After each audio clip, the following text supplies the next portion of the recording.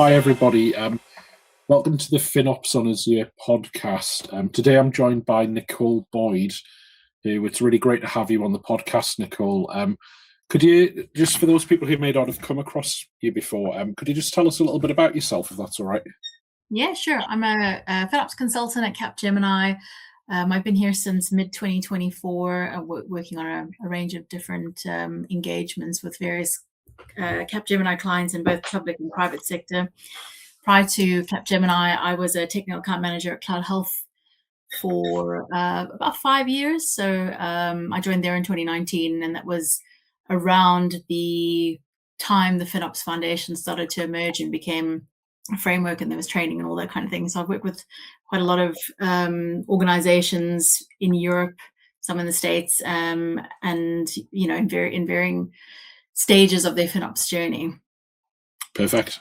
So I think when we had a chat about what we'd cover in today's podcast, I think one of the things that was important to you was talking about maturity in the FinOps industry. That was kind of the first thing you wanted to call out. Just tell me how you feel about that state of maturity in the FinOps industry and what you were kind of thinking when you told me that.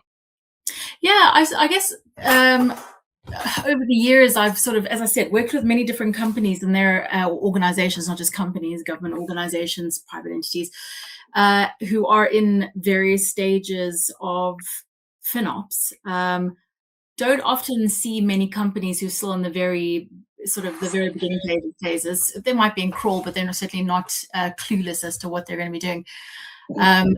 I definitely find now, years down the line, a lot of companies are in different spaces, and that the FinOps space is evolving past public cloud and looking we're increasingly looking into what it looks like now versus what it looked like back then. And so, I've noticed in a couple of the events that I still go to, there's a lot of talk around the kind of the stuff that I would consider the 100 level, where it's all, I guess, more aimed at the early stage FinOps. So we're talking about tagging compliance, or we're talking about how you right size, or buying reservations, or all that kind of stuff. And I really feel like in many respects, while that content is still relevant, it is, there is content in abundance on the internet in that. And I really want to see, and definitely am now seeing, different conversations coming out about what FinOps looks like now, today, in companies that have been doing it for a couple of years, when we've gotten past all of the right sizing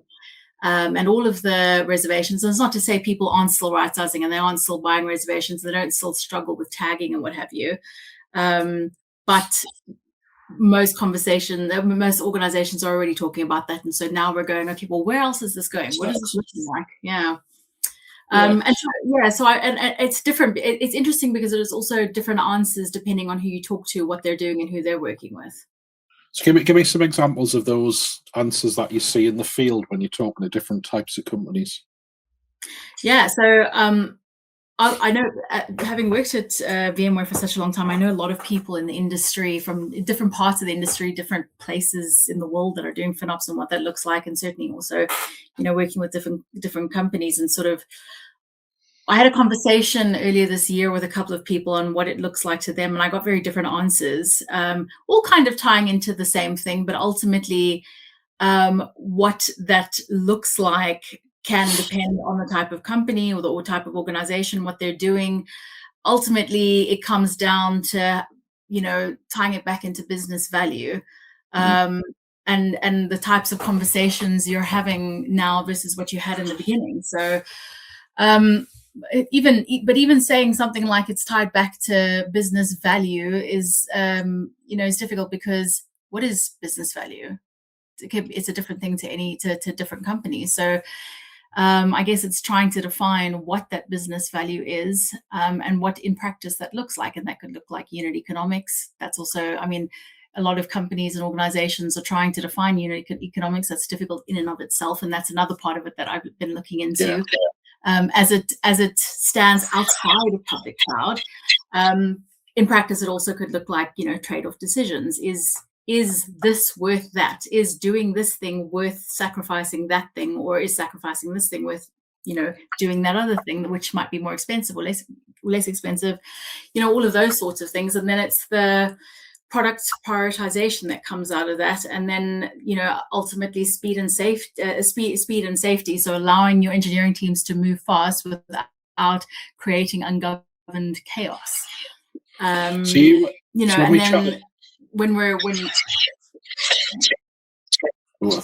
there's a little bit of audio noise there. Can you hear me okay, Nicole? Yeah, it's a bit of a lag. Yeah, no, I think it's gone all right again. When we chatted last time, so you said this really interesting thing, which was, and you kind of touched on it a little bit a few minutes ago, which is everything has to inform business value. What does that really look like? And I guess when you were talking there, I was kind of thinking, what's the process that a company goes through to sort of understand what their business value actually is related to, some like a FinOps scope, for example. What do you see in that space in the field where the company's trying to understand what does value really mean to me in this scenario? Like how do you kind of work with a customer through identifying that? In my in my experience, often that comes down to questions of revenue. Is what we're doing generating the revenue that we would expect it to? And if it is generating that revenue, do we then mind how much something is costing us to be able to generate that revenue? Sometimes, and I'm busy working on an engagement where we're having that conversation, and it's a little less mature at this stage, because it's more about are we able to save money to be able to justify the cost of tooling that we're purchasing? Is it going to help us do that? Yeah. And while that's where the conversation is at the moment, we're also starting to discuss, what value is this going to bring you further down the line? Ultimately, we're trying to understand what it's going to cost for them to be able to to spin up new services, or to be able to provide new services to their clients. And, if we do all of these things where we're saving this money, what that looks like further down the line may not be a less expensive cloud bill, but it will be doing all of these other things. And is that more valuable to you than the fact that you're maybe not making as many savings as you think as you expect to be making? So yeah. What do you think? Because I think that idea of can we map it back to revenue is perfect, isn't it? Because you've got two numbers you can kind of compare. How do you find customers where the scope in FinOps you're looking at might be more abstracted from the value, like from the revenue that comes in? So maybe let's imagine we've got a big company that do a million things in IT, and we're looking at sort of cost in a certain area, but there's kind of 2 or 3 layers of abstraction from the overall business revenue, and that team may not understand fully how they contribute to the overall company's revenue. How do you deal with that kind of thing? Do you look for different kinds of KPIs that might be one layer down from direct revenue? Yeah, I mean, I guess there's a sort of a relatively new thing I don't know that's not that new. I've only come across it relatively recently, a coin score, so a cost optimization index or something like that. Trying to introduce something like that to give them an idea of how, and I guess that's looking specifically at things like cost optimization. But when you're talking to teams, or you're talking to people who don't necessarily have much of an interest in revenue, as you said, how do you then make them have an interest in what the value is out of the work that is being asked of them to be done? Yeah. And then, I mean, it could be any number of things. I've spoken to a lot of sort of engineering teams, and they have an interest, for example, in understanding what the cost of a delivery of something is. So, and that is one of the points that I'm currently speaking to, and it's a piece of work that I've done previously, is trying to figure out what in your CI/CD pipeline, what all the activities that are due to happen there, can we forecast those costs? Do we know what it's going to cost, and can we really give a wrap around it to take that back to to leadership, to give them idea of this is what's going to cost, this is how we get this budget, this is why we know this is worth the money, because and it's not excessive and it's not over provision in any way, and that makes it easier for them, if you build that trust, to be able to get the budget to do these things or what have you, and potentially to hire more people and to be able to push out more products or applications or I guess that's a good question people should think about, isn't it? Why is it worth doing this? Yeah. Or why is it worth the money we invest here? And it's not always easy to answer that, is it? Yeah, absolutely. It is really difficult.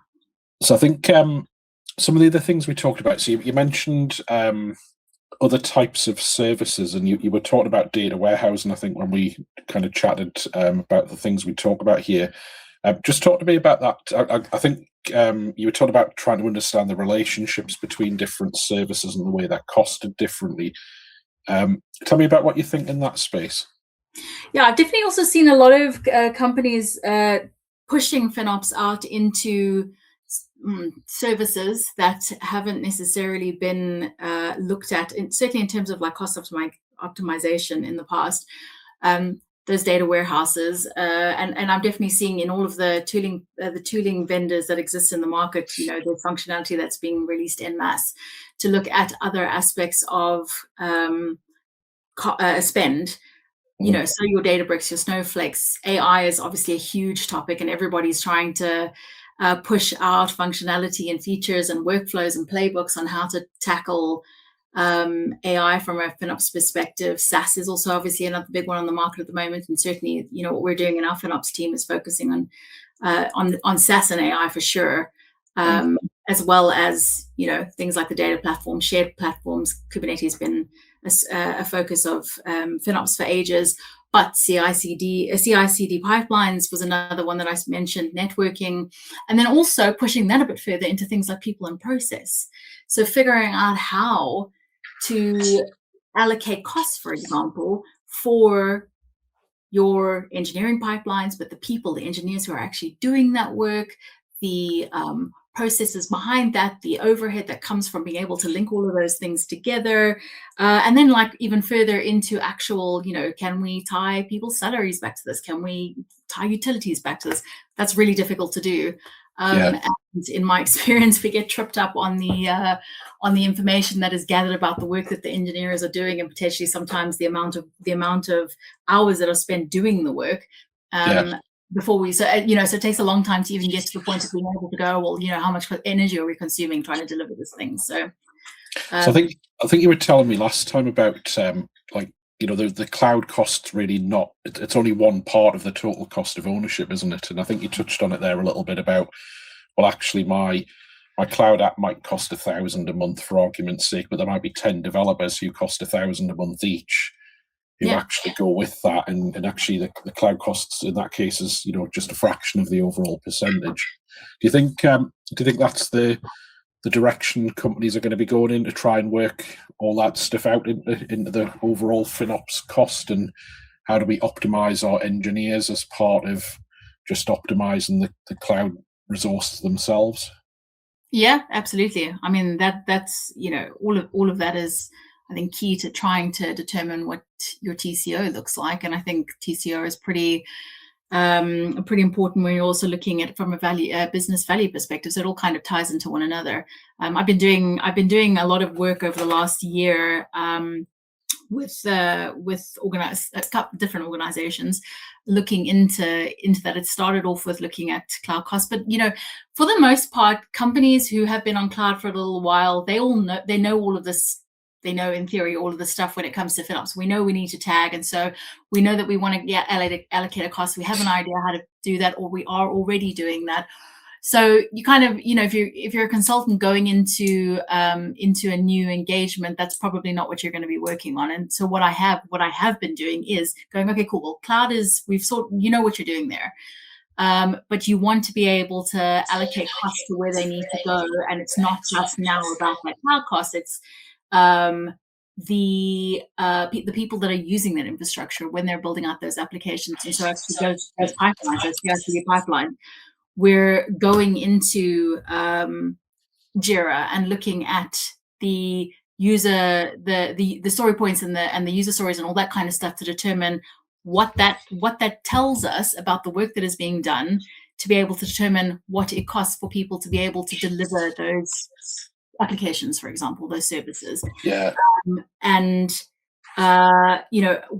unfortunately, what I've come to notice is that in many cases, a lot of data is missing. You have sort of one piece of work and another piece of work, and they're actually related to one another, but there's no way to actually link them. So it's not a full end-to-end story of all of the work that's going into building out this application or this service. And the amount of engineers working on the delivery of those tickets it's not recorded, or there's no information about the number of hours that they're working on the applications and what have you. So it's very sort of disjointed, and it's a interesting challenge to have, because where an organization's never tried to define this sort of cost before, because ultimately if you can define what the cost of this kind of delivery is, you can use that as a template for future. We've done something like this before. We know that it's going to cost this amount of money or this amount of time and use this amount of resources.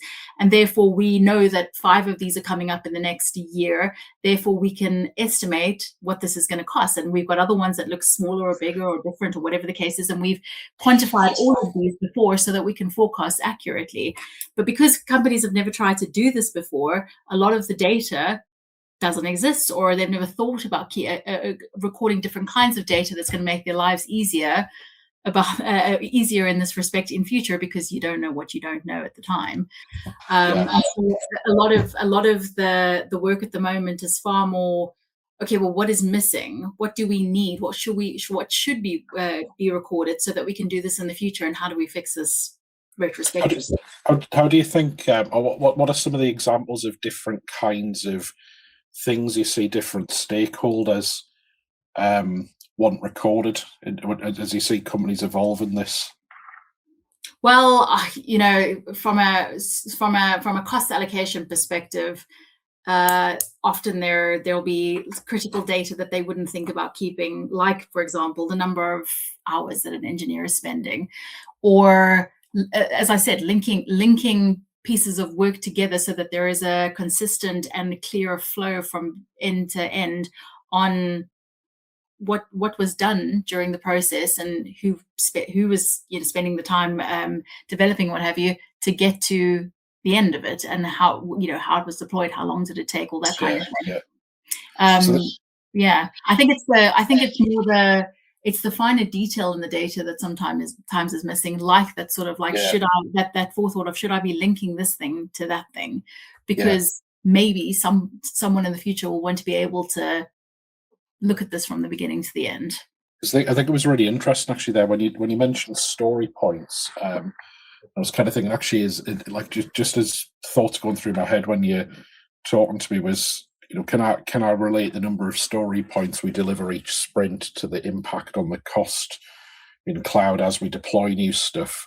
That's quite interesting, but then at the same time you think, well, actually story points often in practice, they usually relate more to effort to deliver, so that it's more about the team delivers a consistent number of story points each sprint, but the business value for each story point can differ quite significantly, can't it? So there's kind of like one metric can help you see one insight, but actually a different stakeholder really sees things completely different from a story point perspective, don't they? So it's almost like a business value point. Yeah, well, and that's a fair point as well. I've definitely also seen a mixture of different ways that people size things up or determine what they think the effort on a piece of work is going to be. And I'm not an engineer by any means, but from my rudimentary understanding of how these things are done in Jira, people will size things up different ways. It'll be X amount of story points, and we think, okay, it's going to take this amount of effort to deliver, and it's going to take this amount of time, whatever the case is. And some others are using T-shirt sizing, and I'm sure that there are very valid reasons for why you use one or the other. But then they sort of go, okay, well, we've T-shirt sized this, and it's a large project, and this is how long it's going to take, and how many times we found that they've been underestimated, where they've estimated that it's going to take this amount of time and this amount of effort, and actually it takes double the amount of time, or they've hit some kind of, I don't know, roadblock, or there's a change, or I don't know, like any number of things that could cause it to change either before it starts, when it starts, or during the process. And, it ends up costing and taking far longer than they thought that it was going to. Yeah. Or doesn't start at all. Yeah. Or starts and then gets killed halfway through when they do something else as well, as another problem. And then you and then the question becomes, how do you actually attribute cost to that? Where does that sit? Because that wasn't a delivery that was killed halfway through, but that's still incurred time, that still incurred money. So what do you do with that? And I think the other thing with that as well, if you kill halfway through, that can actually be a really good thing, because you've saved yourself spending more on something that wasn't going to work. So it's actually a success in a way, that you've redirected and working on something that will work, and you kind of failed fast, isn't it? And that would never be fully articulated in that cost model in a way. What's your thoughts? So I think if I put myself in the position of a listener here, so if we come back to the maturity model, so companies are going up, crawl, walk, run, and as they think about how they get through their maturity model, what do you think are some of the practical steps people should think is my next step to move towards some of the things you've talked about here, from where you feel a lot of people are probably at on a day-to-day basis? Yeah, so I think in terms of maturity, I think early FinOps maturity is sort of looking at the who spent it, sorry, what are my costs and can I see it? Is this visible? What is going on here? What do I need to do to be able to see this? I think moving on to sort of getting more mature is more about the who spent it and was it intended? Did we intend to spend this? Where is it going? Can we identify what this is linked to, and then starting to then have those conversations about what is the value of this stuff that's being done for the money that we're spending on it. I think in terms of what it looks like in a mature position is far more about what should be changed in the product, in the architecture, and or in the process, so that spend is a measurable outcome. Mm-hmm. I think going into talking about the products and the architecture, well, not so much the product, more the architecture. There was another conversation that I had, which I thought was really interesting. It was treating cloud infrastructure as expendable, and essentially accepting that it's virtual. It can be spun up and shut down as it's needed. Obviously, it's not as easy as just doing that. But if we have an ephemeral environment where we have auto shutdowns, we're right sizing as code, we have policy driven control and sort of engineering, sort of self-service in terms of cost context, could companies treat infrastructure as expendable? So we've built a thing. There's probably a way that we could do this a bit better. Can we just get rid of it and start again? Obviously, it's not always. It's never as easy as that. But if it was going to be more efficient, if it was going to result in a better outcome, better value, is that something we should be doing?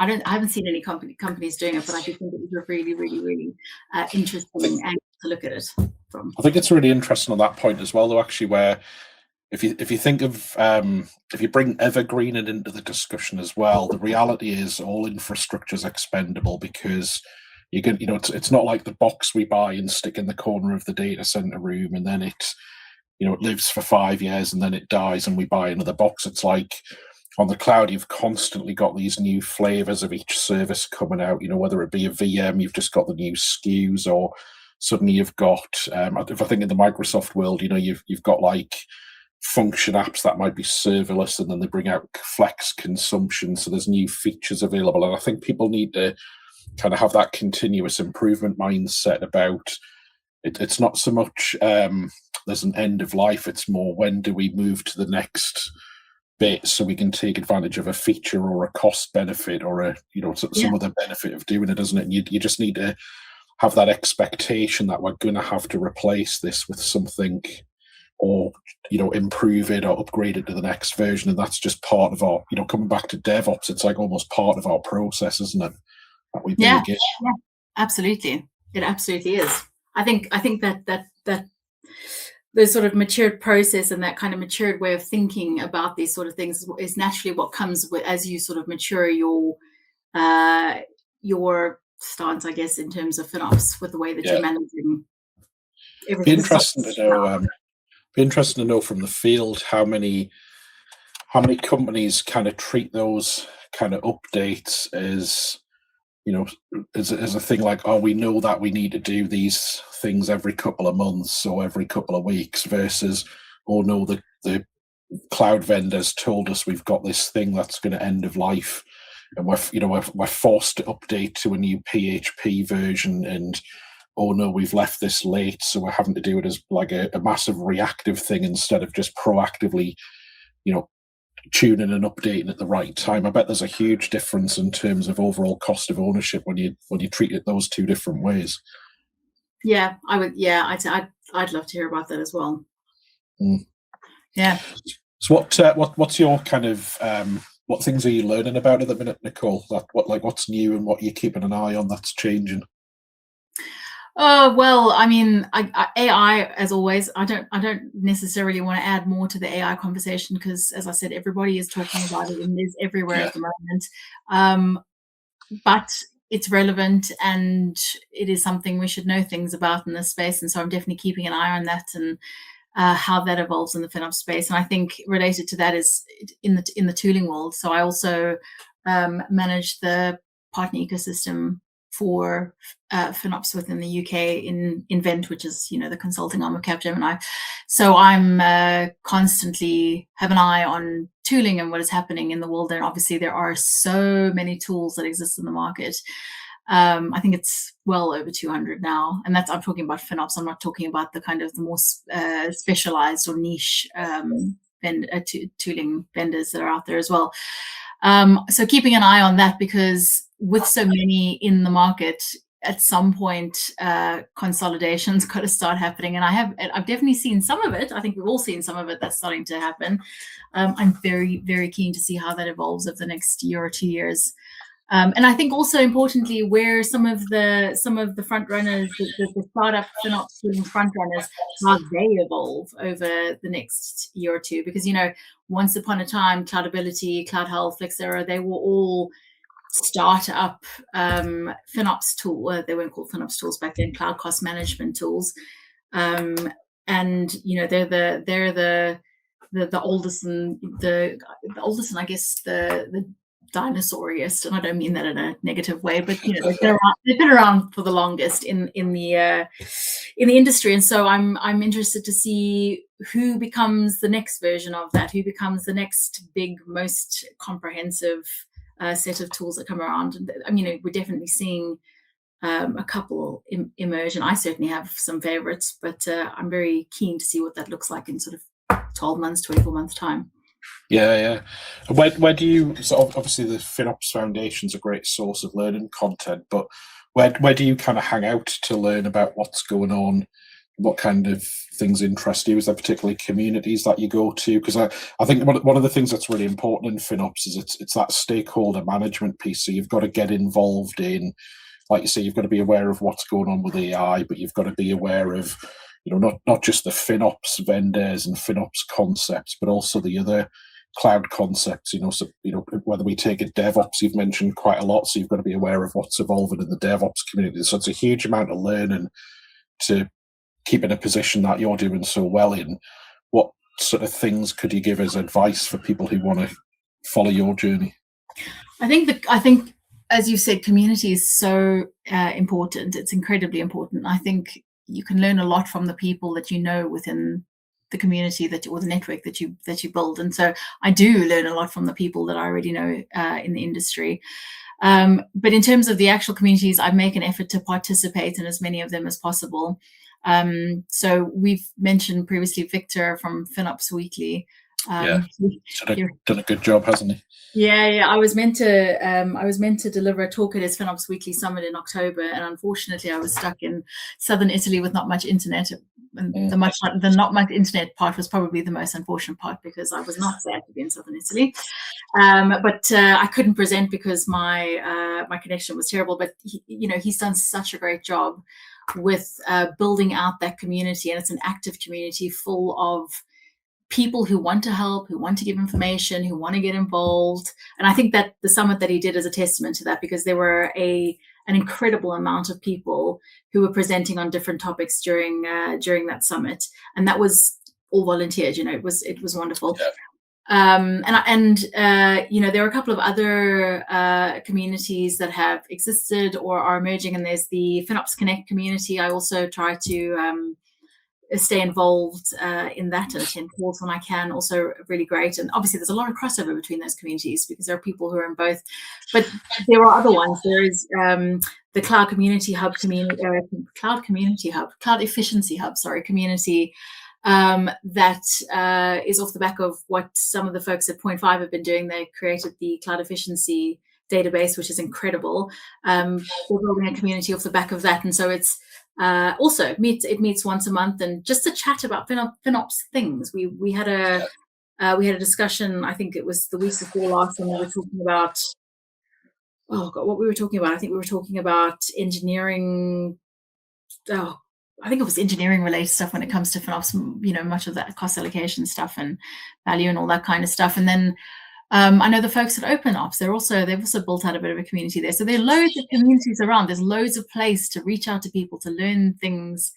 Webinars that are hosted, the likes of yourselves as well, who are doing webinars and what have you. Their communities are incredibly important. And if you're not making use of them, why not? Because knowing how to optimize or how to tag, or what a tagging strategy looks like is great. Being able to talk to people who are actually doing it and learn from them is a completely different thing. Learn the mistakes they made to sort of. That's invaluable, isn't it? I think we're just about coming up to time, Nicole. Is there any last things you'd like to say to people as a team today?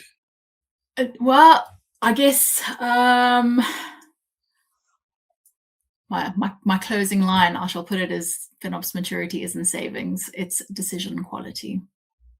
I like that. So that's a good T-shirt. I think you need that on a T-shirt for the next virtual summit. I shall look into it. Probably not. How would you like people to connect with you if anybody kind of wants to connect and sort of follow you or reach out to you and chat about anything afterwards? Yeah, via LinkedIn. It's great. I'm always on LinkedIn and responding to messages when I get them, or sending them, or following people and reading articles and all the things. So we've also got within our team, we've got quite a couple of people who are producing some really great content at the moment, and I share a lot of that as well. It's all very valuable. So yeah, LinkedIn is the way. Thank you very much for joining us today, Nicole. Thank you for having me. Really appreciate it.